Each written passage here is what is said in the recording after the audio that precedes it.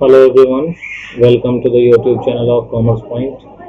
हम लोग इकोनॉमिक्स के फर्स्ट चैप्टर माइक्रो इकोनॉमिक्स के फर्स्ट चैप्टर के सेकंड लेक्चर में हैं और आज का जो हमारा लेक्चर है उस लेक्चर में हम लोग जो आज सीखेंगे, पिछले क्लास में हम लोगों ने इकोनॉमी के डेफिनेशन सीखे थे। आज के क्लास में हम लोग इकोनॉमिक्स का डेफिनेशन सीखेंगे और इकोनॉमिक्स को कितने ब्रांच में बांटा गया है उन ब्रांचेस के बारे में जानेंगे।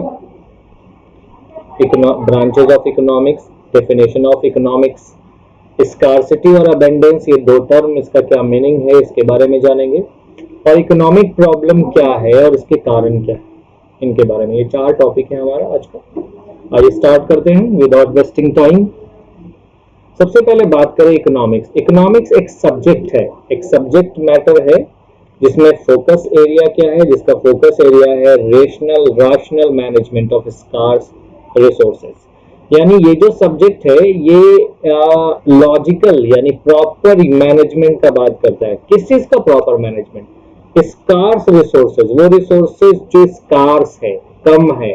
स्कार्स कम होने का क्या मतलब है? कम होने का मतलब ये है कि जब किसी भी रिसोर्सेज का डिमांड ज्यादा हो और अवेलेबिलिटी कम हो तो उन रिसोर्सेज को स्कार्स कहते हैं। In this earth, in the face of earth, जिस तरीके से डिमांड है रिसोर्सेज के कंपैरेटिवली उसका जो अवेलेबिलिटी है वो काफी कम है, तो इसलिए कहा जाता है रिसोर्सेज स्कार्स। तो ये जो इकोनॉमिक सब्जेक्ट है इसका मेन फोकस क्या है? इसका फोकस है rational management, logical management, proper management.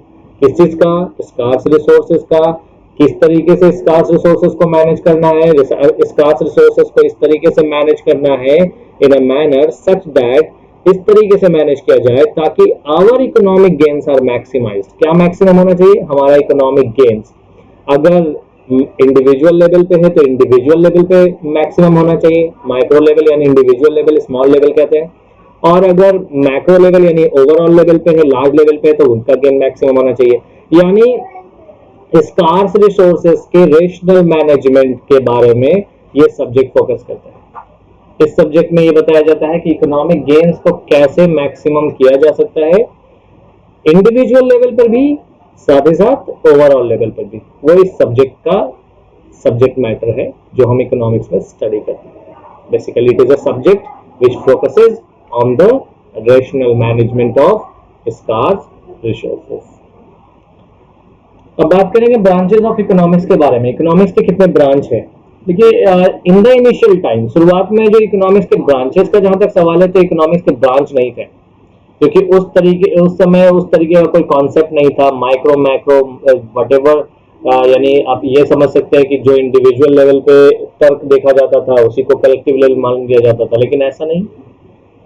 एक कॉन्सेप्ट है जिसको हम लोग कहते हैं micro macro paradox. Micro macro paradox क्या है इसका मतलब? इसका मतलब है कि जो बात इंडिविजुअल लेवल पे सही है जरूरी नहीं है कि वो बात ओवरऑल लेवल पर भी वही बात सही हो। यानी what is correct on individual level may not be correct on overall level. ये है माइक्रो मैक्रो पैराडॉक्स। ये हम इसलिए बता रहे हैं ताकि हमको ये समझ आए कि ब्रांचेस ऑफ इकोनॉमिक्स का डिवीजन आखिर हुआ तो क्यों हुआ। देखिए, एक कॉन्सेप्ट है, इंडिविजुअल लेवल पे बात करते हैं। अगर आप इंडिविजुअल पर्सन, एक एग्जांपल से समझते हैं कि अगर इंडिविजुअल्स एवरी सिंगल इंडिविजुअल्स अगर वो सेविंग करना शुरू करे तो ये कहा जाएगा कि that person will become rich, वो अमीर होगा, राइट? लेकिन ये बात इंडिविजुअल लेवल पे सही है। तो क्या अगर सारे लोग सेव कर रहे हो तो पूरा का पूरा इकोनॉमी, वो अर्थव्यवस्था, क्या वो भी अमीर होगा? Answer is no. क्यों? अर्थव्यवस्था गरीब हो जाएगा, इसका उल्टा हो जाएगा। तो यानी जो बात इंडिविजुअल लेवल पे सही है वो कलेक्टिव लेवल पे सही नहीं। अब बात है कि ओवरऑल लेवल पे अर्थव्यवस्था कैसे गरीब हो जाएगा? लोग बचा रहे होंगे, कम खर्च कर रहे होंगे, तो उस अर्थव्यवस्था में डिमांड की कमी हो जाएगी। डिमांड की कमी हो जाने की वजह से प्रोडक्शन लेवल कम हो जाएगा। प्रोडक्शन लेवल कम होने की वजह से एम्प्लॉयमेंट लेवल रिड्यूस हो जाएगा। तो जाहिर सी बात है इकोनॉमिक एक्टिविटीज डाउन हो रहा है, और इकोनॉमिक एक्टिविटीज के डाउन होने का मतलब क्या है? अर्थव्यवस्था नीचे जा रही है। तो इसको माइक्रो मैक्रो पैराडॉक्स कर रहे हैं। तो ये समझाना सिर्फ इस बात के लिए है क्योंकि सब्जेक्ट मैटर ऑफ इकोनॉमिक्स को दो ब्रॉड ब्रांचेस में बताया जाता है कि माइक्रो इकोनॉमिक्स और दूसरा है मैक्रो इकोनॉमिक्स। माइक्रो मतलब स्मॉल लेवल और मैक्रो मतलब ओवरऑल लेवल, ठीक है।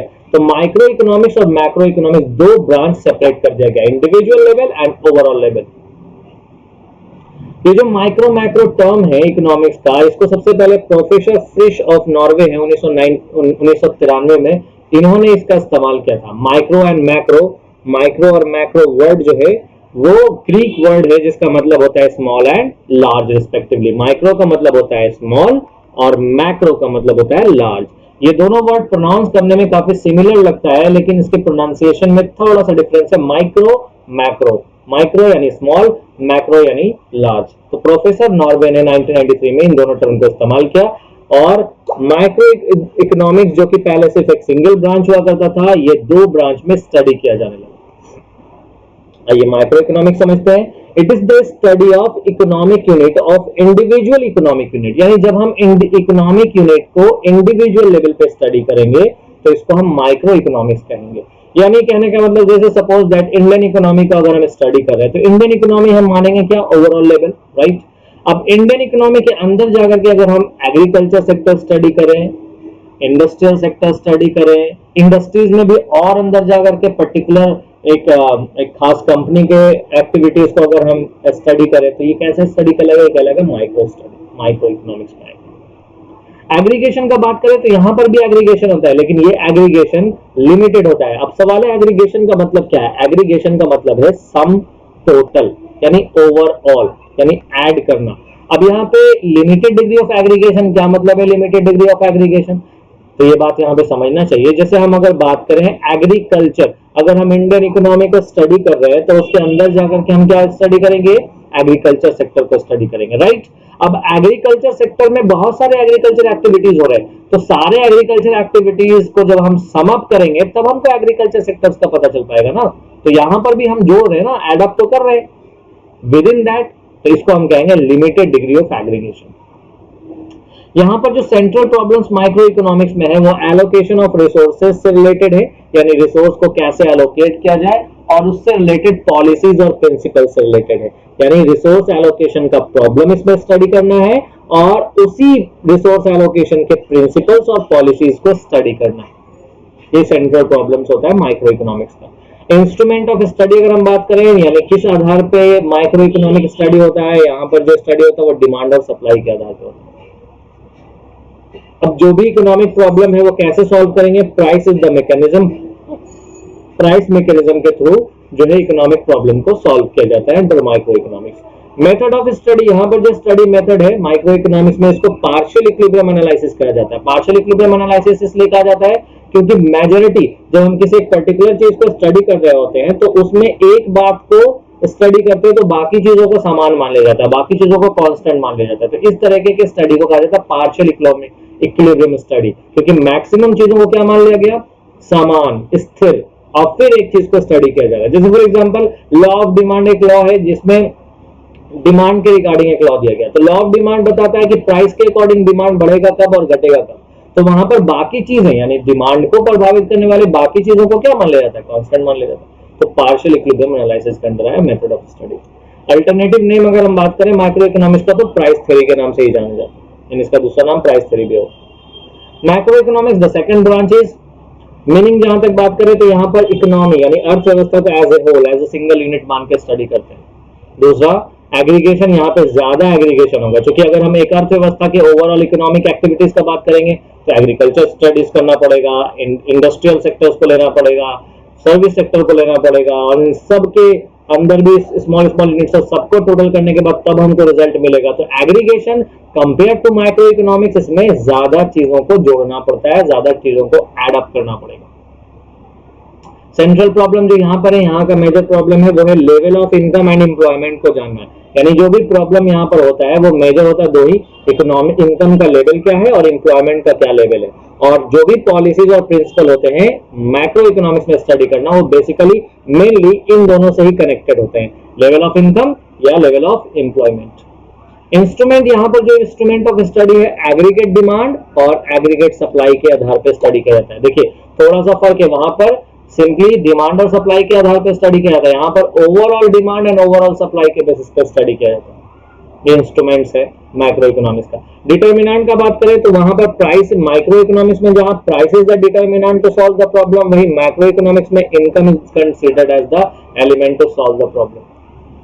मेथड ऑफ स्टडी यहाँ पर जो है वहाँ या इनको हम जनरल इक्विलिब्रियम एनालिसिस कहते हैं, क्योंकि कंपेयर टू माइक्रो इकोनॉमिक्स इसमें बहुत सारी चीजों को एक साथ कलेक्टिवली स्टडी किया जाता है, जबकि माइक्रो इकोनॉमिक्स में हम एक चीज को स्टडी करते हैं तो बाकी चीजों को कांस्टेंट मान लेते हैं।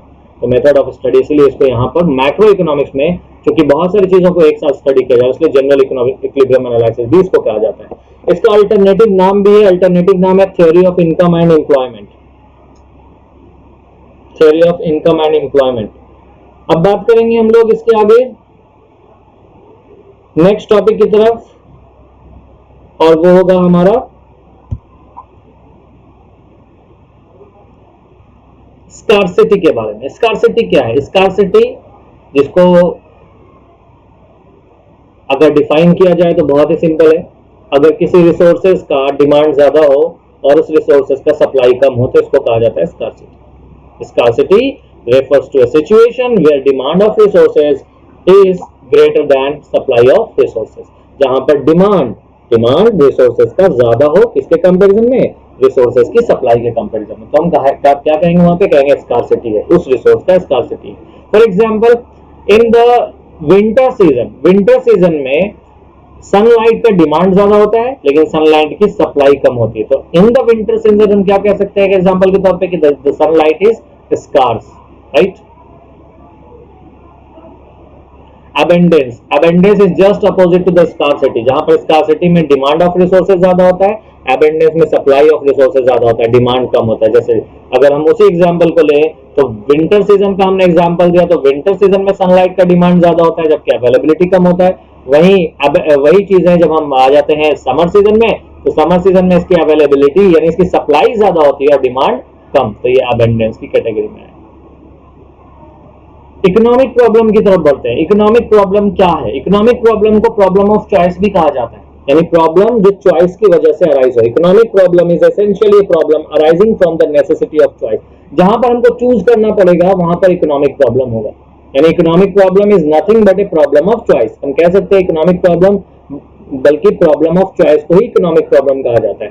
चॉइस ऑफ द मैनर, और किस तरीके से चॉइस करना। लिमिटेड रिसोर्सेज, जो रिसोर्सेज आपके पास हो उसका एक से ज्यादा यूज है और यूज एक से ज्यादा है इसलिए आपको चूज करना पड़ रहा है। अगर किसी पर्टिकुलर रिसोर्सेज का यूज भी सीमित है और रिसोर्सेज भी सीमित है, जब एक पर्टिकुलर यूज है और रिसोर्सेज लिमिटेड है तो आपको वहां पर चॉइस नहीं करना पड़ रहा है। फॉर एग्जाम्पल एक पर्टिकुलर फार्मर्स के पास एक एरिया ऑफ लैंड है और उसको सिर्फ खेती ही करना है, तो वहां पे कोई प्रॉब्लम ऑफ चॉइस नहीं है, राइट। तो वहां पर प्रॉब्लम ऑफ चॉइस नहीं है तो वहां पर इकोनॉमिक प्रॉब्लम भी नहीं होगा। प्रॉब्लम ऑफ चॉइस जहां पर स्टार्ट हो जाएगा वहां पर इकोनॉमिक प्रॉब्लम अराइज होगा। इकोनॉमिक प्रॉब्लम के कारण क्या होते हैं? इकोनॉमिक प्रॉब्लम के रीजंस 4 हैं। एक है रिसोर्सेज का स्कार्स होना, स्कार्सिटी ऑफ रिसोर्सेज। दूसरा अनलिमिटेड ह्यूमन वांट्स अनलिमिटेड है। तीसरा रीजन है resources can be put to alternative use. And चौथा रीजन है wants differ in intensity, urgency and priority. एक एक करके हम जानते हैं। पहले स्कार्सिटी ऑफ रिसोर्सेज। अभी हम लोगों ने जाना रिसोर्सेज क्या है, स्कार्स है। जितना डिमांड है रिसोर्सेज का उसके कंपैरिजन में अवेलेबिलिटी रिसोर्सेज का क्या है, कम है। इसीलिए हमेशा चूज करना पड़ता है एक इकोनॉमी में कि कौन सी चीजों को प्रोड्यूस किया जाए और कौन सी चीजों का प्रोडक्शन को बाद में किया जाए। यानी रिसोर्सेज स्कार्स होने की वजह से ऐसा डिसीजन मेकिंग करना पड़ता है। अगर रिसोर्सेज स्कार्स नहीं होता तो सारी चीजों को प्रोड्यूस किया जा सकता था, राइट। तो scarcity of resources is first problem behind the cause of economic problem. Economic problem का पहला कॉज है रिसोर्सेज का स्कार्स होना। एक सिंपल सा एग्जांपल ले लें। सपोज करिए आपके पास 1000 रुपीज है, you have 1000 rupees and you are going to buy